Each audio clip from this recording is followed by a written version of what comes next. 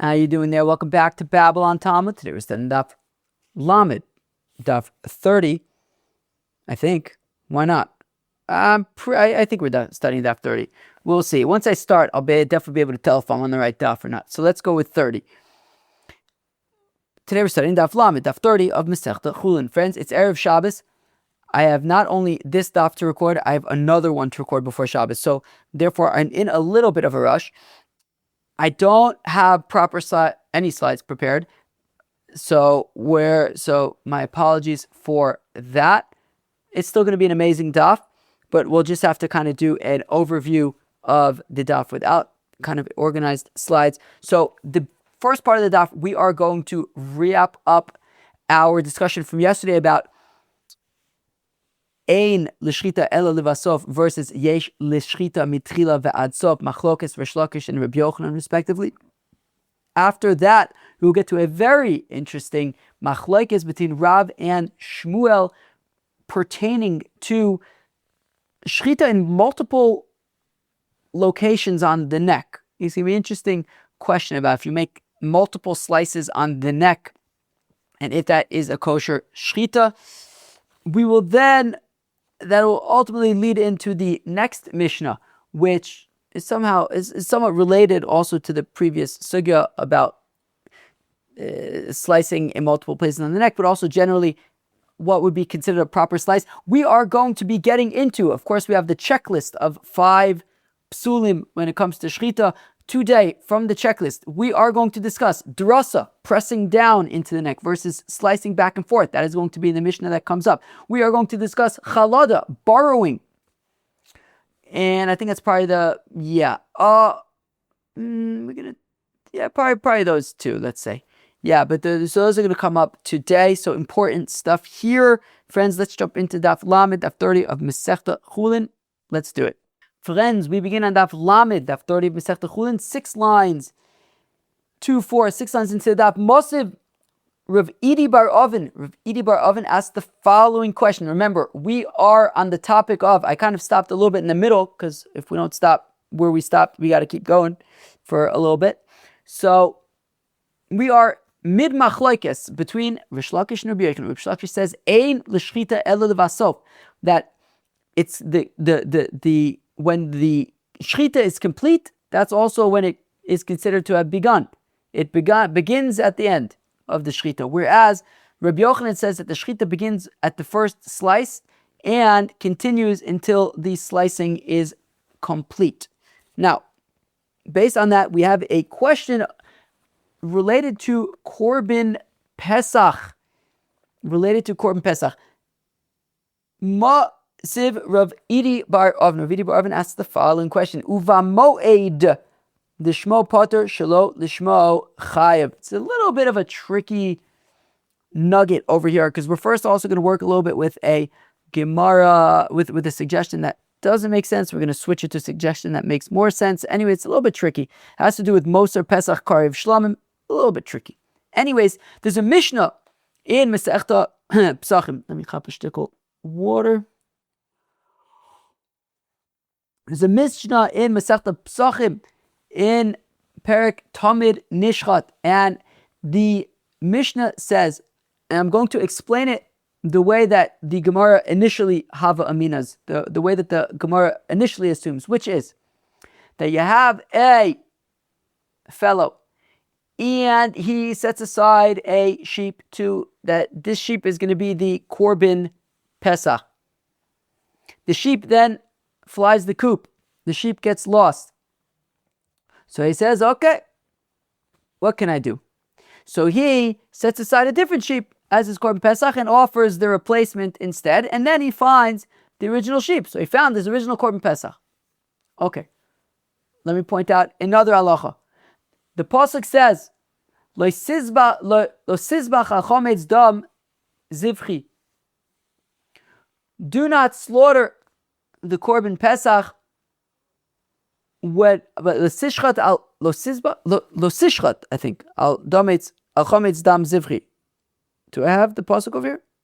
Yes, lo sishchat al chometz dam zivchi. Don't slaughter the Korban Pesach when you still have chometz around. Of course, the Korban Pesach is slaughtered on the 14th of Nisan in the afternoon, by then, all your chametz needs to be gone. Now, okay, so you have this guy, he's got this Korban Pesach, right? Because he had his Korban Pesach, he got lost, he ended up offering a different one. Now he found the original. So he's got this Korban Pesach lying around.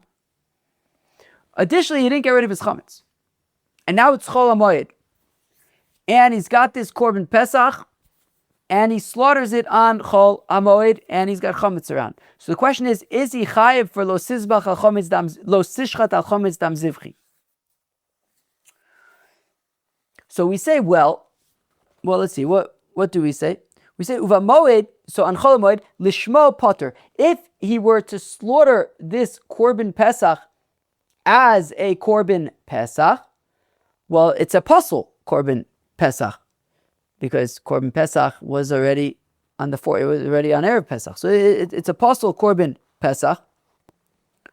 And because it's a puzzle Korban, so you basically didn't effectively offer anything, and therefore you are not in violation of the lav of lo sishchat al chametz dam zivchi, because you technically didn't offer a korban since it's puzzle. So therefore you are potter, you are not in violation of lo sishchat al chametz dam zivchi. Shelo lishmo, but if you slaughter this korban Pesach as a shlamim, now of course Mosar Pesach karev shlamim, right? A korban Pesach shelo bizmano is offered, as we've learned many times, as a korban shlamim. So if he has specific intent that he's slaughtering this animal as a korban shlamim, well, that is valid. And since he's effectively slaughtering and offering a korban shlamim, he will be in violation of lo sishchat al chametz. Don't slaughter any korbanis when you have chametz around. So shelo lishmo, if you slaughter it as a shlamim, chayav, you will be chayav for lo sishchat al chametz. Don't slaughter any korbanis when you have chametz. And we ask, taima de shelo lishmo. So we want to be medayek that, okay, if he specifically, as kavana of shelo lishmo, if he specifically intends to be slaughtering the animal as a korban shlamim, in that case, we'll say that he's in violation of lo sishchat al chametz ha stome. But by default, we would say that it's not a korban shlamim, rather it's a korban Pesach by default. If he doesn't have any specific intention one way or the other. Potter, and therefore, since it's a puzzle korban Pesach, he would be potter, he would not be in violation of lo sishchat al chametz dam zivchi. V'amai potter. Why should he be potter by default? Pesach b'shar yemos hashana shlomu, because after all, we know that a korban Pesach, when it is not the afternoon of the 14th of Nisan, it is simply a korban shlamim. So shouldn't we say that the default is that it should be a korban shlamim even when he doesn't have specific intention as a korban shlamim? Because at this point, it's Mosar Pesach, and it should be offered as, it should default to a shlamim. Shmamina Pesach b'shar yemos hashana b'yakira. Is this to say that when it comes to a korban Pesach on the rest of the year, you have to have specific intention that you're offering it as a shlamim? V'amr B'chia bar Gamda, and now says of B'chia bar Gamda the proper answer to this scenario. Nizruka mipi chabura, that the following answer was thrown out, was raised in the Beis HaMedrash. V'amru, and they said, Hachab Mayaskinon, you know what we're talking about here? We are not talking about a scenario where the Korban Pesach got lost, a different one was offered, the original one was found. That's not the scenario. Rather, that it's talking about a scenario where the owner of this Korban Pesach, so a person that set aside his animal to be a Korban Pesach, a sheep to be a Korban Pesach, and then unfortunately somebody in the family died and he became a Tmei Meis, and therefore, as we learned from this week's Parsha, right, this is Mama Shabbos' daf. So as we learned Parshas Baloscha about Pesach Sheni, so right, ish, an individual, if you have an individual who becomes a Tmei Meis like this individual, so he won't offer the Korban Pesach on the 14th of Nisan, rather on the 14th of Iyar, a month later, Pesach Sheni. So what does he do with the animal that he had set aside as Korban Pesach? He holds on to it. And this animal is going to be for Pesach Sheni. So now he's got this animal that he couldn't offer as a Pesach Rishon, right, on the 14th of Nisan. And so he's got this animal that he's holding on to, and this animal is going to be a Korban Pesach. It's Korban Pesach Sheni. Great. Distama lishmo koi, and therefore that is why by default when you slaughter this animal, so now in Chol Moed you slaughter it by default. You're slaughtering it as a Korban Pesach because it's still a valid Pesach because it was supposed to be saved for Pesach Sheni. V'hai hu debay akira. And in this scenario, because this animal is being reserved for the Pesach Sheni, that is why it will default to being a Korban Pesach rather than a Shlom. For it to be a Shlom, you would have to have a specific intention as a Shlom.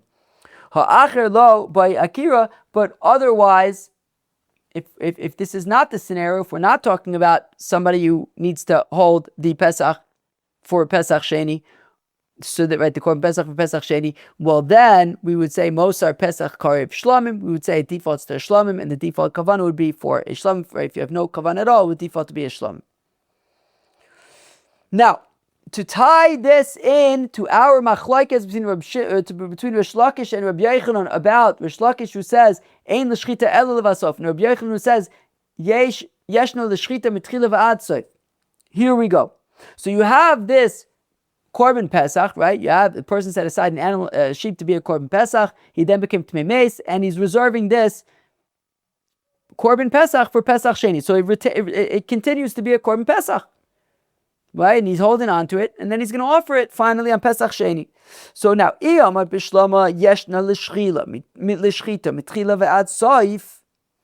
so I understand why you would not be chayav for lo sishchat al chometz dam zivchi when, right, the Mishnah had said, right, bamoed lishmo patur shlo lishmo chayav.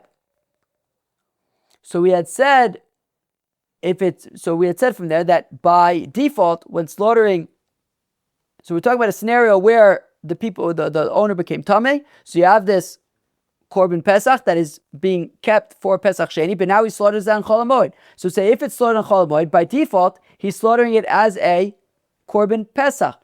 Which means, and if you say like Rabbi Yochanan, that Yeshno l'shchita mitchila ve'ad sof, so immediately once you start slicing, you are slicing in, right? So according to Rabbi Yochanan, Yeshno l'shchita mitchila ve'ad sof, so immediately when you start slicing, it's considered shchita. And by slicing it now, it can no longer be offered for Pesach Sheni anymore, and it's now just it's simply a puzzle Korban Pesach, and you are right. Yeshno l'shchita mitchila v'ad sof. You are already considered, once you start slicing, the shchita has begun, and it's a puzzle Korban Pesach, and therefore it's a puzzle Korban, and you will not be chayiv makis for lo sishchat al chometz dam zivchi because it's a puzzle Korban. Sheesh! Well, my brain's like dropping. We still have a lot to do. Oh boy, I'll go upon him. Great. So according to Rabbi Yochanan, who says Yeshno l'shchita mitchila ve'ad sof.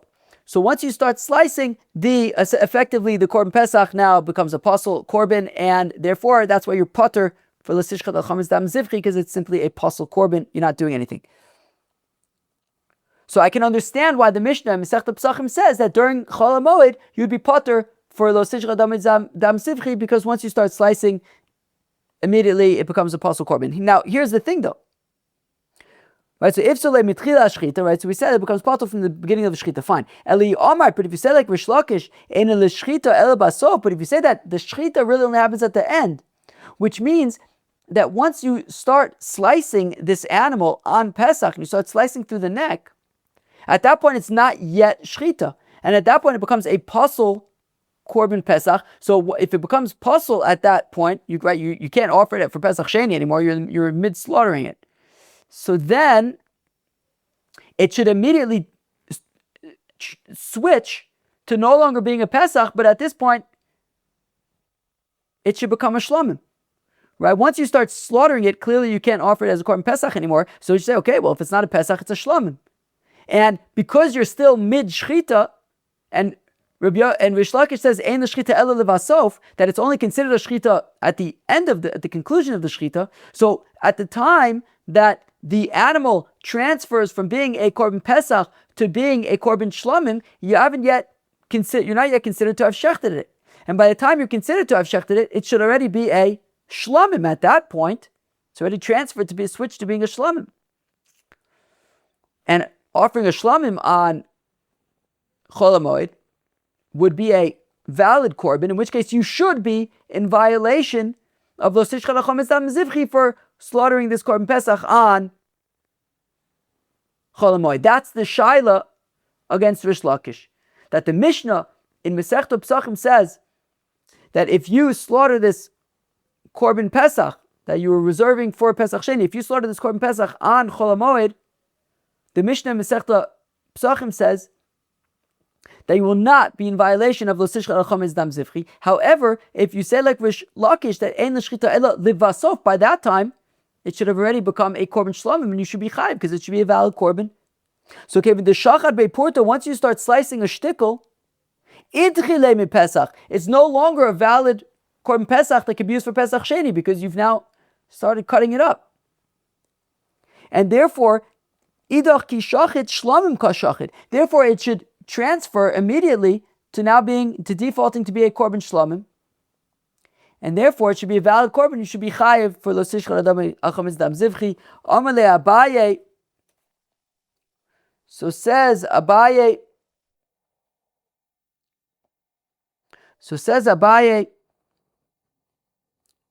Who's he saying this to? I don't know. Oh, maybe he's saying to Avidi Bar Oven, maybe? So says Abaye, Nihi de idchile mi pesach, mi dmei pesach, mi idche. Wow. Interesting answer. So says Abaye, no. Abaye says that once you start slicing the neck of this pesach that was meant to be for Pesach Sheni, we were saying, well, now it can't be for Pesach Sheni anymore. It should immediately switch to being a shlamim, and therefore you should be chayiv because you're offering the shlamim on Pesach while you still have chametz around. Says Abaye, no, it remains a korban pesach. Why does it remain a korban pesach? Because he says Abaye, as long as you're still slaughtering it, you could still redeem it, right? Because it has a mum, right? You're like literally slicing its neck open. There's no greater mum than that. So it's a mum kavua. So it has a mum now, and since it's a korban pesach that has a mum, you could be poted. And says Abaye, so long as the completa, So long as the shechita is not it. So as long as the shechita is incomplete, well, this is a korban pesach that has a mum. You can be poda it, sell it, it becomes chulin. Take the money, and then that money you'll use it to buy a korban for your Pesach Sheni. So therefore, says Abaye, once you start slicing it, it does not automatically become a shlamim. It remains a Pesach, and you can be poda it as a Pesach. And that is why it remains a Pesach, and ultimately it's a pasul korban Pesach, and that is why you are not in violation of Lo Tishcha Lachometz Dam Zivchi. And if you're going to suggest, but how can you be poda this animal that is mid shechita? Don't you have to be able to stand it up to evaluate it? And this animal that has been partially shechted, you can't stand it up and evaluate it to figure out how much to be poda it for. But we learn in the Mishnah. Tosfos points out that this Mishnah actually doesn't exist the way we're about to quote it, but it's actually an inference from a different Mishnah. Shachad bo shnayim or rov shnayim, that if a person slaughters both simanim or most of both simanim, but the animal is still hopping around and moving around and flailing around. Harei kichayil chodvaya, it is nonetheless still considered, so it's still considered to be alive, and therefore you would still be able to be podet. So therefore, it says Abaye, even mid shechita, it's still a korban pesach because you would be able to podet until the shechita is complete. At which point the shechita is already complete, and it was a Pesach at the time, a pasul Pesach, and therefore you won't be in violation of Lo Tishcha al Chometz Dam Zivchi. So we did not what did you say? So therefore you will, it's a Pasul Pesach, therefore you will not be in violation of the Shechat al Chametz Dam Zivchi. So we were unable to disprove Rish Lakish, and it sounds like the Machlokas kind of stands. And now we get up to a very interesting Machlokes between Rab and Shmuel about making several slices in the neck of an animal. We're going to have to understand what that means. Now, there is a note over here that I have that says that actually, what does it say? This is Berif Uverash Muva Kan Masnisin Til Kamon Amud Beis. So the Mishnah that we're going to get to towards the end of the daf today, there are other girsos that they include the Mishnah right here. We're going to see that we're going to soon be quoting the upcoming Mishnah, and when we get to the Mishnah later on the daf, we're going to be referencing back to some things in this Gemara, so I'm just pointing that out. But okay, let us go weiter. So Amar of Yehuda Marav says Rav Yehuda in the name of Rab. Hashoichet b'shnayim v'shlosha mikomis shchitasuk sheir. Very interesting concept. Rav Yehuda says in the name of Rab that if one makes several slices, 2 or 3 slices on the neck of the animal, the shchita is nonetheless ksheira. We're going to have to explain what this means. Ki amriso kame d'Shmuel.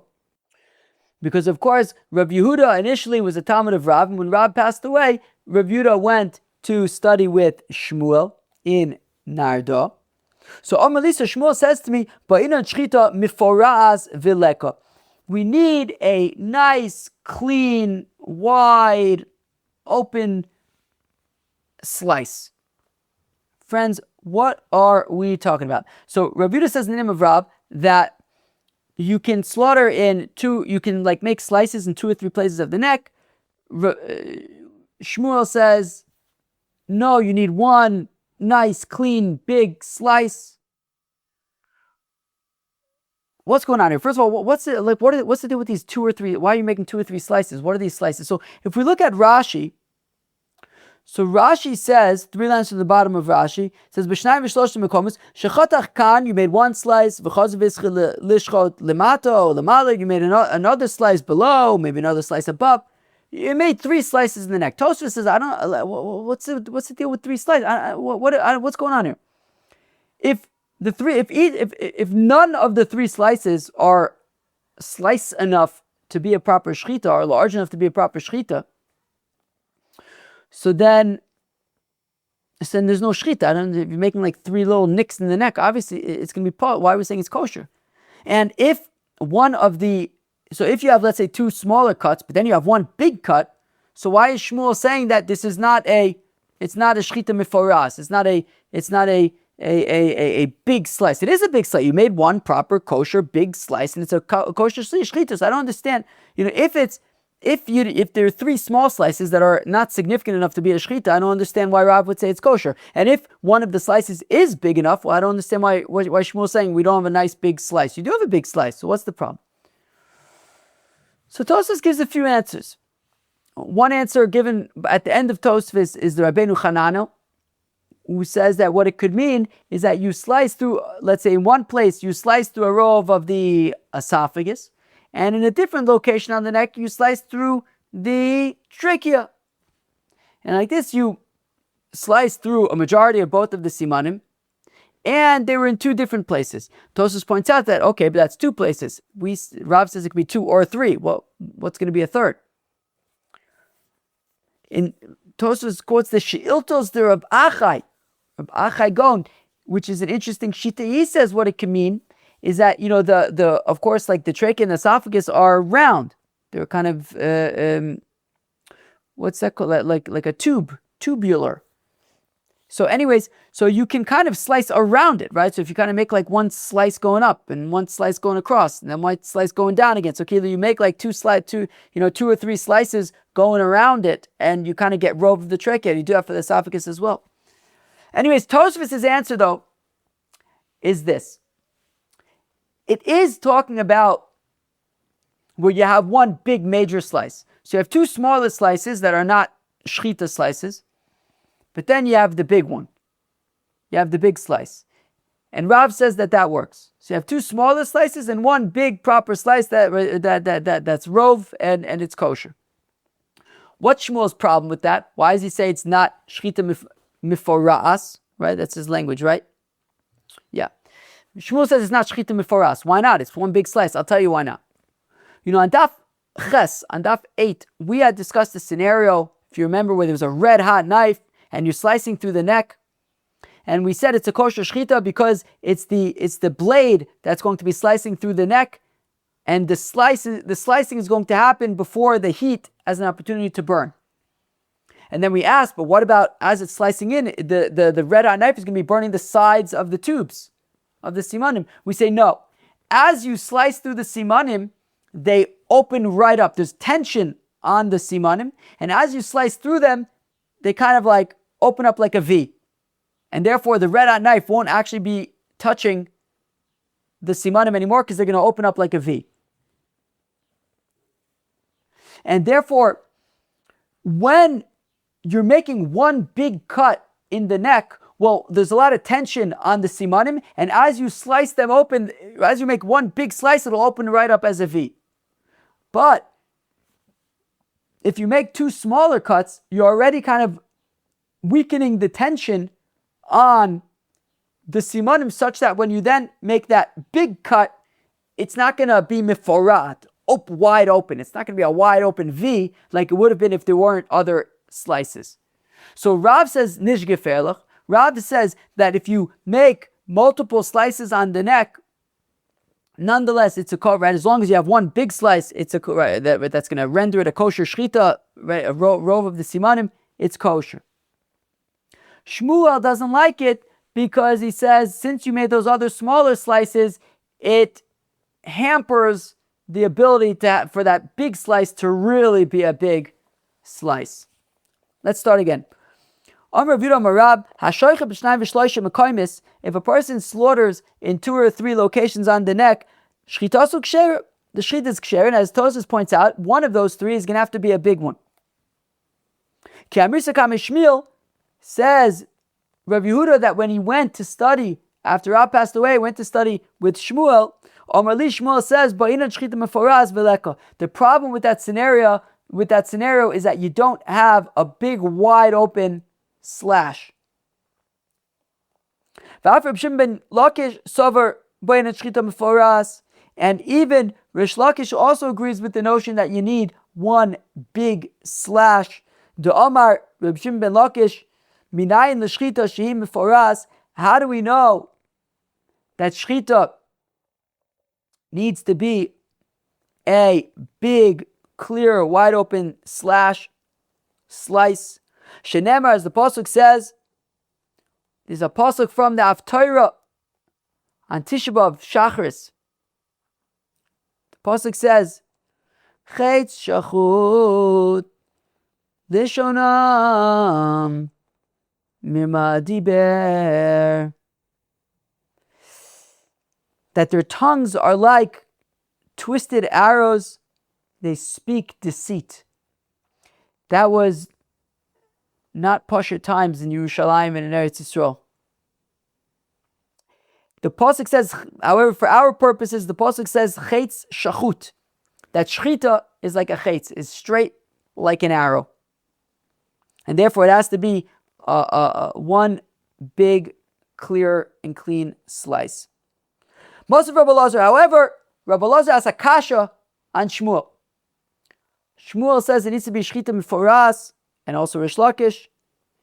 But Rabbi Elazar says that the pasuk that the Mishnah that we're going to be learning soon, later on the daf, Beis oichazin besakin v'shochatin afilu echel lemala v'echel lemato shchita so ksher. That the Mishnah says that if you have, I'll read it again, Beis oichazin besakin, you can have 2 people holding 2 knives. Each has their own knife. V'shochatin, and they can slaughter the animal. Afilu echel milamala, even if one of them is slicing closer to the head, v'echel milamata, the other one is slicing closer to the lungs, right, further down the neck. Shchita su ksher, it's kosher shchita, amai. But based on what Shmuel is saying, why is that good? V'aleka shchita meforas, you don't have one big slash.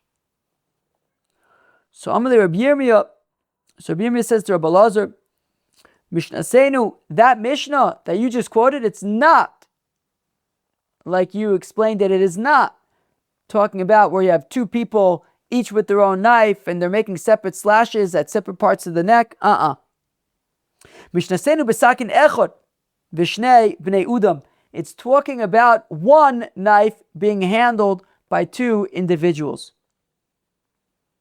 And they each hold at a different end, and they slice back and forth. And when we say echad l'mala v'echad l'mata, it means even if it's on an angle, even if it's on a diagonal, such that one person is holding the knife closer to the head and the other one is holding the knife lower down towards the lungs, but they're holding on to the same knife, and therefore, even if they're slicing, and one is closer to the neck, one is closer to the lungs, because they're doing it on a diagonal, it's still going to be kosher. Amalei Reb Abba. So Reb Abba says to Reb Elazar, no, to Reb Yirmiyah. So Reb Abba to Reb Yirmiyah. If that's the case, Hainu Dutani Allah. But what about the fact that we say about this in Choshesh and Shema Yitrfu Zelze, that we are not concerned that maybe they're going to make a treifa? What does that mean? So I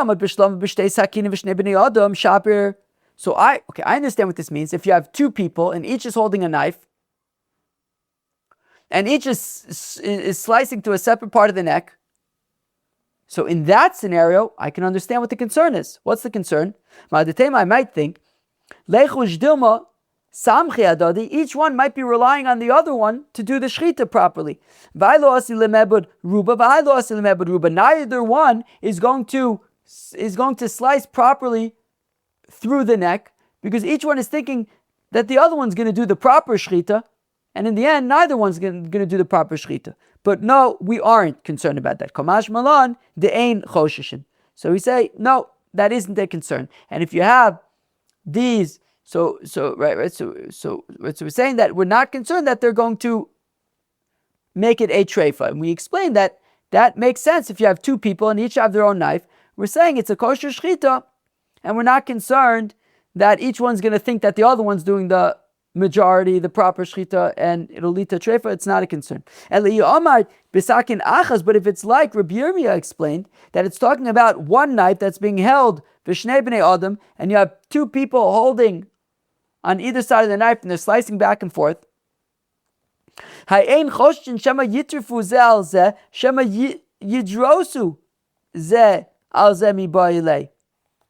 that's the case, like Rabbi Yirmiyah is describing, that it's one knife being held at either end by two people, right? One person on each end, and they're slicing back and forth on the neck. The concern is not that they're going to make it a treifa. The concern is that you have two people holding the same knife.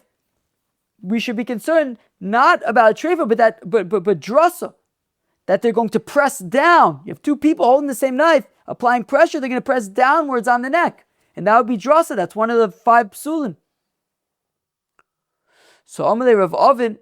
So Rav Oven says to Rav Abba, Tni ein choshtin shema yidrosu zeh al zeh. So says Rav Oven, yeah, okay, nish gefährlich, say that is in fact the concern. So you could say that the Mishnah that we're going to learn soon about these two people, it is talking about where they're handling one knife, and we are not concerned that they are going to end up pressing down on the neck.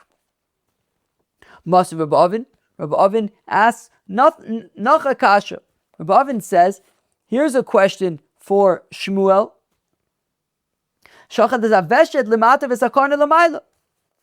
If he slaughters the veshet, the esophagus lower down on the neck, and the trachea upper on the neck, or fakert, the esophagus upper, higher on the neck, and the trachea lower on the neck. So it's kosher shechita. Now the assumption is, it means that you're making two separate slices. You have a person, he's slicing through let's say the trachea closer to the head, and the esophagus closer to the lungs. Two separate slices. But why should that be okay? But for us, according to Shmuel, it would have to be one big slice, and here he's making different slices. Who most of love Mefarek love. Reb Oven scratched his own itch. He answered his own question. B'shchita ha'asuya kikulmus. I would normally provide a photo for this. However, I'm kind of rushing a little bit, so I will explain it best I can. Sorry, just chap the shtickle water. Anybody ever been to like a chasana before? If you've ever been to a chasana, try to think back to that chasana. Maybe there was like a carving station. Maybe they had meat, like deli or whatever, some kind of thing, and they were cutting it up. So now, maybe when they were cutting it up, they probably did not slice it straight down, is my guess. Now the knife was going straight back and forth, right? It was probably on like on a 90-degree angle to the person. He was probably going straight back and forth, but he probably had the knife tilted at an angle such that it was, it wasn't going straight down, it was going at an angle. So now imagine here with Shechita, what's going on is you have it's not like we were saying before when you have the two people and like one guy's closer to the head, the other one's closer to the lungs, and they're slicing on a diagonal. This is not what we're talking about. We're talking about where he's slicing straight across. However, on an angle like the person at the carving station, he's slicing at an angle. So he's slicing at an angle where you're going to start the shechita, even though the knife is going straight across the neck, but you're going down at an angle such that the slice is beginning higher up on the neck and ending lower up on the neck. So even though the knife is going straight across, but it's starting higher up and it's slicing downwards and getting closer to the lungs as it slices downwards. So that's what it is talking about. So again, I start from the beginning. So most of Rabbi Oven, shachar is aveshet lemata v'sakana lemala. So the way to essentially understand this is that if he slices the veshet below, so in this case he would be slicing upwards, right? So he's slicing from below and he's slicing upwards, right? So it's a veshet lemata v'sakana lemala, and he slices. If we assume that it's a veshet. I guess it doesn't matter. So the veshet lemata v'sakana. Well, so let's assume that the trachea is on the outside and that the esophagus is underneath the trachea. So you can be cutting through the trachea first. So v'sakana lemala. So if you start the slice, you start cutting higher up on the neck towards the head, and you are slicing downwards towards the right downwards as you slice closer and get closer to the esophagus, and when you finish slicing through the esophagus, you will be lower down on the neck. Or the opposite, as aveshet limala vesakana limata, that you start slicing through the trachea lower down on the neck, and you are slicing upwards such that when you finish slicing through the esophagus, you are higher up on the neck than you were when you began slicing through the trachea. I hope that was clear. Okay, fine. Ha'utora de ishchat the ishachet b'shnayim v'shloshim makomos. So there was a ox that was slaughtered Rav style, several slices, not Shmuel style. Shmuel said you need to have one big slice. There was a ox that was slaughtered Rav style. There were several slices. All Reb Yitzchak bar Shmuel bar Marta shakal mi shufrei. Reb Yitzchak bar Shmuel bar Marta, he says, wow, unbelievable. This looks like a geshmaka suda. And he mamish went for the best meat that he could find. Amalei Reb Zera says to Reb Yitzchak bar Shmuel bar Marta, limadteinu Rabbeinu, you just taught us a lesson that it is kosher like Rav. You just taught us a lesson that a cow can be slaughtered in 2 or 3 places. And in terms of the Mishnah with 2 people slicing, we don't have to explain it to accommodate Shmuel that it's talking about 2 people holding one knife. Rather, Mishnah Seinu b'shnei sakinin uvez b'nei adam, we could say that our Mishnah is talking about 2 people each holding a knife, and that you can have the shechita happening in multiple locations. You don't need one big gash. Okay, so what have we discussed so far? We have discussed, right, in terms of the psuls, so we have discussed drasa, right, pressing down. I don't think that we've discussed any of the other psuls. Yeah, just drasa, I think. But what are the 5 psuls? There's Shechita. We haven't really talked about Shechita today. There's Shechita, there's Drasa, which we've talked about. There's Chalada, which is borrowing, which we're talking about now. There is Shechita, Drasa, Chalada. There are going beyond the range, right? What's that? Hagrama. And finally, the ikor, which is it's a shtickle side of the shalom what it is. But yeah, we just right. Meaning ikor is either Rashi is talking about there's like a nick in the knife and it tears the simanim, or it means disconnecting from the head. Anyways, so we've discussed drasa so far, pressing down. We're going to discuss it more later as well. We are now discussing chalada, borrowing. Let me have a shtickle water. We're going to go weiter. Great. Says Rav. Amar Rab, Hechlid es asakin ben simin lesimin u fsako psula. Very, very interesting. Says Rav Rab, if you take a knife and you borrow it in between the trachea and the esophagus, you take a knife and you borrow it in between the trachea and the esophagus. Right, the trachea is above the esophagus, and you borrow the knife in between the trachea and the esophagus, and you slice downward, right? You slice into the esophagus downward.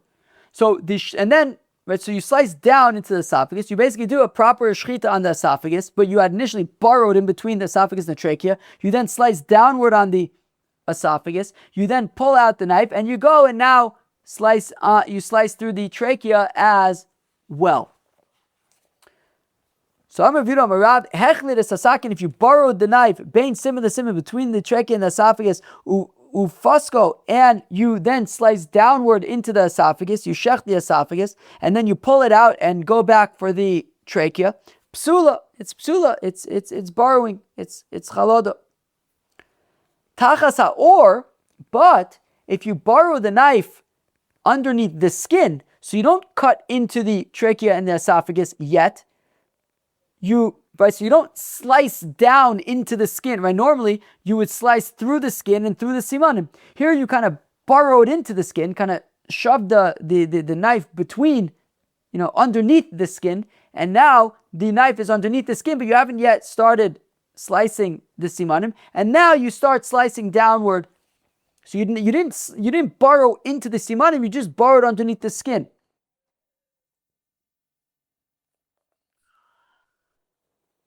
Kshera, in that case, it is kshera, because you didn't burrow into the simanim. Maika mashmalan tanina. Okay, now what is Rav teaching us? What, that you're not allowed to burrow?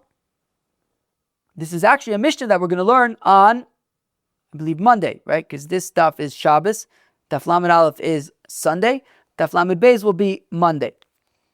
So there's a mission that we're going to learn on Daf Lamed Beis.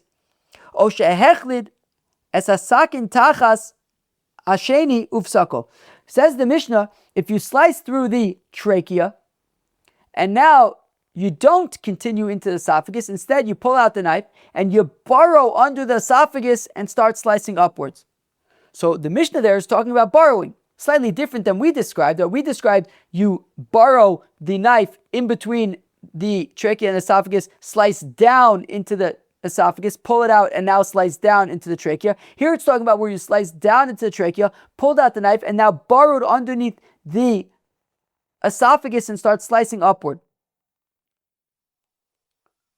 So Rabbi Yeshev of Omar says Rabbi Yeshev of, I think Rabbi Yeshev was one of the Asar Aruge Malchus. I have to double check. I think he was one of the Asar Aruge Malchus, as was Rabbi Akiva.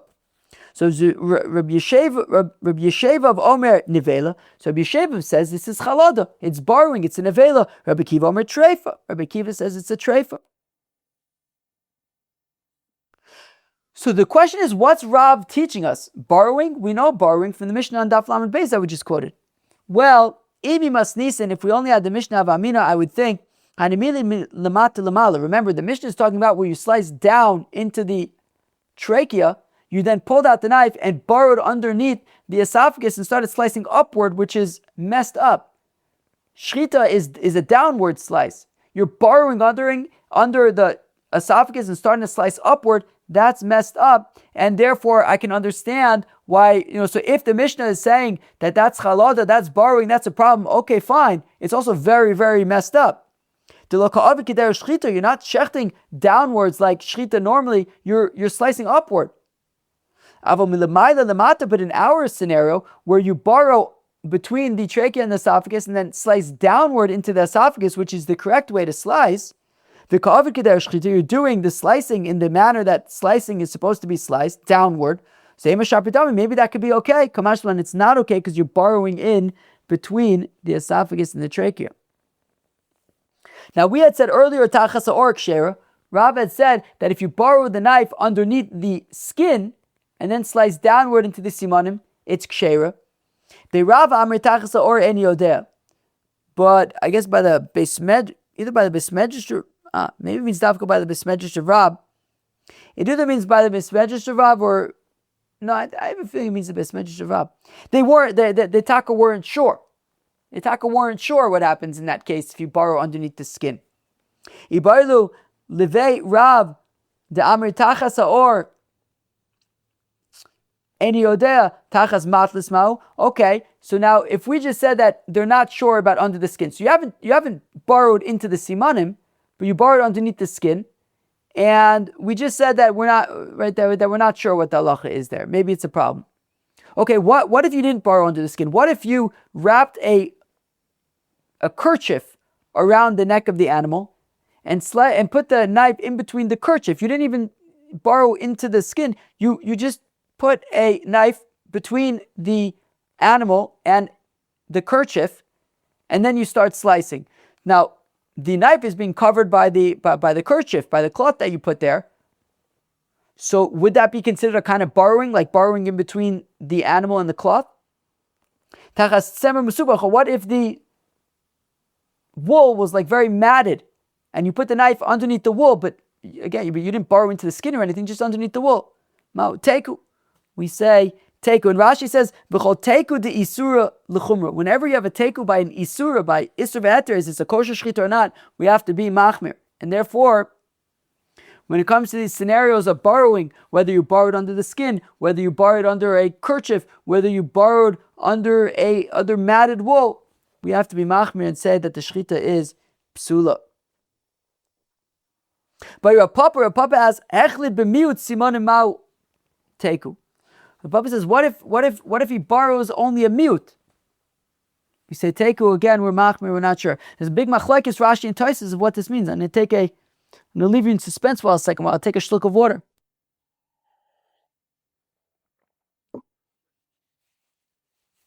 So Rashi says that the teku is about if you were to slice through rove of the simanim kosherly, and then after having sliced through rove of the simanim kosherly, you then burrowed underneath the esophagus and sliced upward, but only a little bit. Rashi says that's where the machlokas, that's where we're saying teku. We're not sure. If you did a kosher shechita for the majority of the simanim, it's already kosher shechita, and at that point, you then burrow under the esophagus and slice upward. According to Rashi, that's the teku. We're not sure if that's kosher or not, even after having sliced kosherly through a majority of the simanim. And says Rashi, certainly, if the first little bit, right, because we're saying miut, right, we say, right, hechlid b'miut simanim. So it says Rashi, certainly, if you initially burrowed in the knife and sliced a little bit upwards, and then you went and did the majority of the shechita kosherly, Rashi says for sure over there it would be possible. But we're not sure about when you first shecht a majority of the way kosherly and then burrow at the end. Tosfos disagrees. He says no. If you shechted a majority of the way kosherly, it's kosher. The take over here is about when you burrow in at the beginning a little bit, and then you complete the shechita a majority of the way kosherly.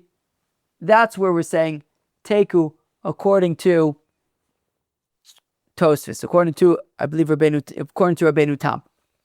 That's what the teku is. So according to Rashi, the teku is even, we're not sure, and we have to be machmir, even when you already slaughtered kosherly and you only borrowed a little bit. And certainly if you initially borrowed. Whereas Tosfos says, no, if you initially did a kosher shechita and then borrowed at the end, once it was already kosher shechita, it's kosher. The teku that we're machmir is if you had initially borrowed, followed by a shechita, a kosher shechita, a majority of the way. And now we get up to a new Mishnah, Shoichet Beis Roshin Ke'echad. Shechita Kshera, somebody who slices through two necks at once, that is a kosher shechita. Obviously, assume that it's done kosherly, but it could be a kosher shechita. Shnaim ochazin besakin v'shochatin afilu echad lemala v'echad lemata shechita kshera. As we saw earlier, two pshat on this Mishnah. Rabbi had initially, Rabbi Yirmiyah had answered it to make sense with Shmuel, that it could be talking about where two people are holding on to one knife and slicing that way. Initially, I think we had kind of the latest take on the Mishnah that we had from the latest from Reb Yitzchak bar Shmuel bar Marta and Reb Zera, which is kind of the initial way that we understood it, which is Shnaim ochzin besakin, you have two people each holding their own knife, v'shochatim, and they slice in two different locations, even if one is slicing closer to the head and one is slicing closer to the lungs, it's nonetheless a kosher shechita. I'm going to chop a shluk of water. We'll go weiter.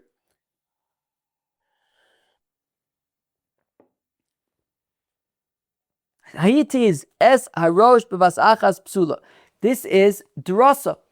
If you just press right through the two simanim, just, like chop into them, that is psula.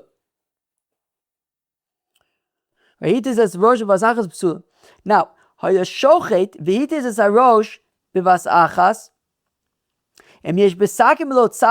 okay, so what this is talking about is not talking about hadrasa. It's not talking about where you pressed into it. Rather, it's talking about where you did all of the shechita in one slice. So instead of going back and forth, you just kind of took the knife and just did one long, like one long slice in one direction. And like that, you did the complete shechita. Or the opposite, you just went back in one long backwards motion.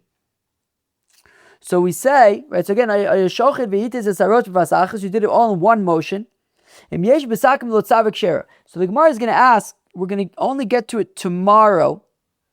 I was thinking maybe to try and get to the next Mishnah today until I realized, no, let's get to that tomorrow. So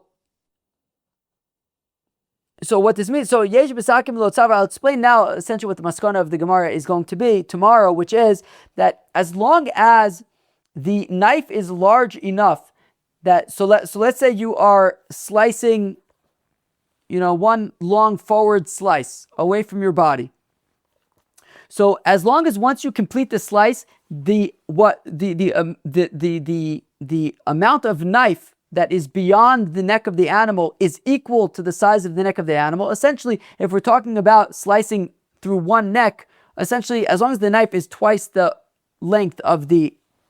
width, I guess, of the neck. So let's just say the neck is a foot wide and you have to slice through a foot. So if the knife is 2 feet long, then that would be enough for you to be able to do one long slice and be able to consider it to be kosher. And because if it's a shorter knife, one long slice isn't going to get you far enough down the simanim. And if you did get far enough down the simanim, you must have pressed down, which is drasa, and that would not be okay. But if the length of the knife is twice the length of the width of the neck, so that gives you plenty of room on the knife to do one long slice and be able to get through everything you need to get through. Taisvis, Taka, the first Taisvis on Lamed Aleph, Lamed Aleph points out that that's actually more than enough that you need. It could be that if the knife is really sharp, then you won't even need all of the length, but that's kind of enough of a length that we know that you'll have plenty of room to be able to do a full slice and do the entire shechita with one long slice without being concerned that you will have to press down. Okay, So I'm going to read that again. If he was doing if he was slaughtering, if he was doing Shechita, and he did one long slice and got through all the simanim, as long as the knife is twice the width of the neck, such that when you're done with your slice, you have an amount remaining on the knife outside of the neck that's equal to the size of the neck, it's kosher. Now, if you were doing the same thing, but you were slicing through two animals, you had two animals lined up there, one lying down on its back next to the other one with its neck extended, and you just do one long slice for both of them. So once again, once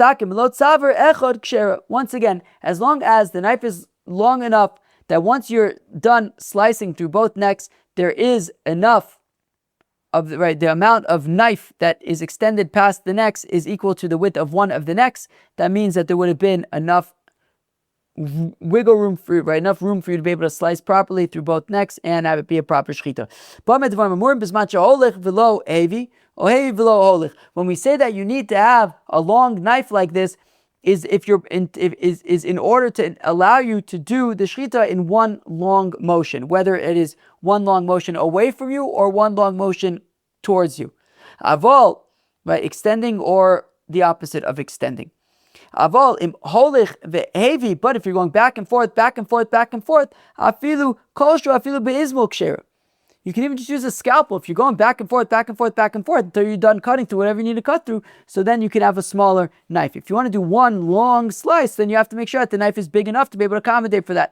But if you're going to go back and forth, you can have a much smaller knife. Now says the Gemara, Mino ane mili, how do we know that you can, right, that you do a mashicha, that you do a slice? I think maybe, I think the point is rather than pressing down, how do you know you're slicing? So like the pasuk that we quoted earlier, that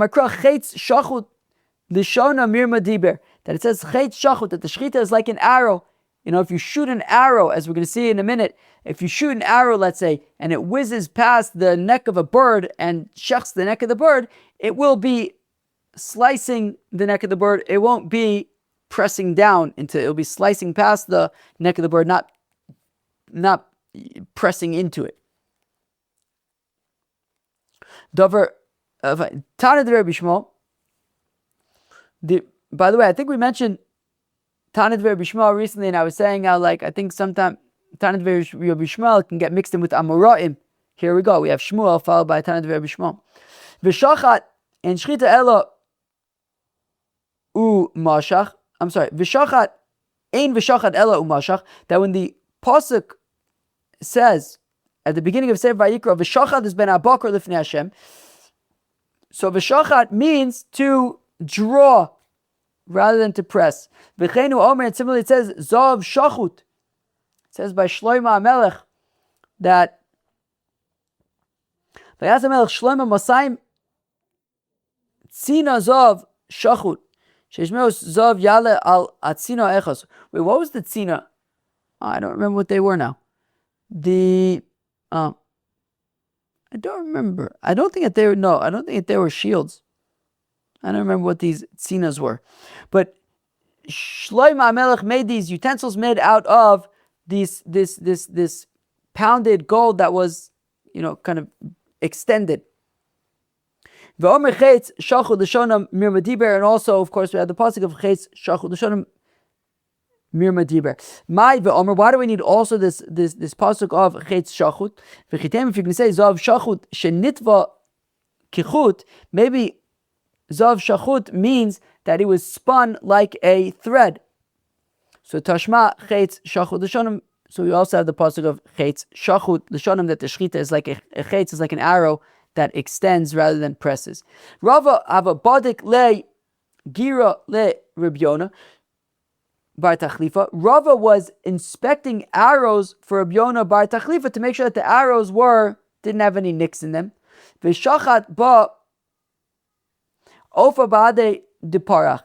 And as a bird was flying by, Reb Yonah bar Tachlifa shot an arrow, and it sliced right through the neck of the bird. V'dilma avid chalada, but maybe it burrowed into the neck. Chazinan gidfei de miframe. No, we could see that the feathers were sliced through. But by office, by birds, you have to do kisui adam. And if you're going to say, well, they found wherever the blood of the bird splattered around, and they covered it with earth. But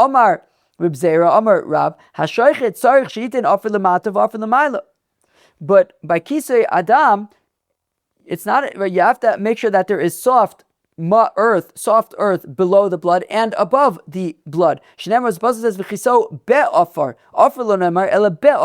That you cover the blood of a bird or like a wild animal, an undomesticated animal like a deer, in earth, not with earth, but in the earth. There has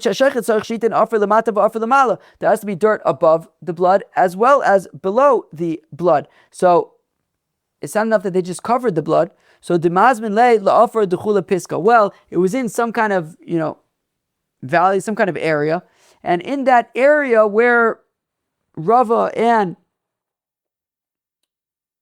Rabbi Yonah bar Tachlifa were operating, they kind of plowed that whole area. The area was plowed, and all the earth was soft. So wherever the blood landed, it was landing on soft earth, and then they just kind of covered over the blood, and that's why it was acceptable. Friends, that was Daf Lamed of Masechta Chullin.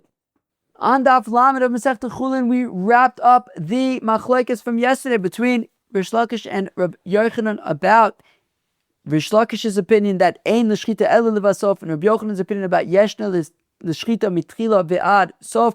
We tried to relate that to a discussion about shechting a korban Pesach on Chol Hamoed and whether or not you're chayiv for lo sishchal al chometz dam chsivchi. However, we did not succeed in proving one way or the other. We then discussed a very interesting machlokes between Rav and Shmuel.